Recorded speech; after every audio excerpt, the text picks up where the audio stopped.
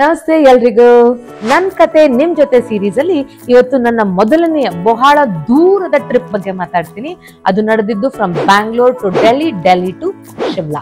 ಡೆಲ್ಲಿಲಿ husband placement ಇತ್ತು, so ಹಾಗಾಗಿ ಅಲ್ಲಿ ಮನೆ ಮಾಡ್ಕೊಂಡು ಅಂತ ರೂಮ್ ಮಾಡ್ಕೊಂಡಿದ್ವಿ. ಅಲ್ಲಿಂದ ಶಿಮ್ಲಾಗ್ ಹೋಗಿದ್ವಿ. ನನ್ನ ಜೀವನದಲ್ಲಿ ಫಸ್ಟ್ ಟೈಮ್ ಶಿಮ್ಲಾಗ್ ಹೋಗಿದ್ದು. ಇಲ್ಲಿ ನನಗೆ ಬಹಳ ಇಷ್ಟ ಆಗಿದ್ದು ಒಂದು, ನಾವು ಹೋದಾಗ ಇನ್ನು ಮಿಸ್ಟಿ ಆಗಿತ್ತು. It was in the month of April ನಾವು ಹೋಗಿದ್ದು. ನನ್ನ ಮಗಳದ್ದು 4-5 ವರ್ಷ ಆವಾಗ ಹೋಗಿದ್ದೀವಿ. ತುಂಬಾ ಮಿಸ್ಟಿ ಆಗಿದ್ದರಿಂದ ಅಲ್ಲಲ್ಲಿ ಸಣ್ಣ ತುಂತುರು ಮಳೆ ಬರ್ತಿತ್ತು. ನಂಗೆ ಮರೆಯಕ್ಕಾಗಲ್ಲಪ್ಪ ಏನಿಲ್ಲಿ ಅಂತಂದ್ರೆ, ಇಲ್ಲಿ ನಡೆದಂತಹ ಒಂದು ಚೋಲೆ ಭಟೂರೆ ಜೊತೆ ನನ್ನ ಒಂದು ಬೆಳಗಿನ ಸಂಭ್ರಮ. ಒಂದು ಸಿಕ್ಕಾಪಟ್ಟದ್ ಹೇಗಂದ್ರೆ ರೋಡ್ಸ್ ಇರುತ್ತೆ, ರೋಡ್ಸ್ ಇಂದ ನೆಕ್ಸ್ಟ್ ರೋಡ್ಗೆ ಹೋಗ್ಬೇಕಂದ್ರೆ ಇಳಿಜಾರ್ ಅಂದ್ರೆ ಮೆಟ್ಲುಗಳಿರುತ್ತೆ. ಮೆಟ್ಲು ಇಳ್ಕೊಂಡು ಹೋದಾಗ ಅಲ್ಲೊಂದ್ ಕಡೆ ಚೋಲೆ ಭಟೂರೆ ಮಾಡ್ತಾ ಇದ್ವಿ. ಕೂತ್ಕೊಂಡು ಬ್ರೇಕ್ಫಾಸ್ಟ್, ಇಟ್ ವಾಸ್ ಅರೌಂಡ್ 9:30-10 ಅನ್ಸುತ್ತೆ. ಬ್ರೇಕ್ಫಾಸ್ಟ್ ಮಾಡ್ತಾ ಇದ್ವಿ. ಎಷ್ಟು ಸೊಗಸಾಗಿತ್ತು ಅಂತಂದ್ರೆ ನನ್ನ ಕೈಲಿ ಹೇಳಕ್ ಸಾಧ್ಯ ಇಲ್ಲ.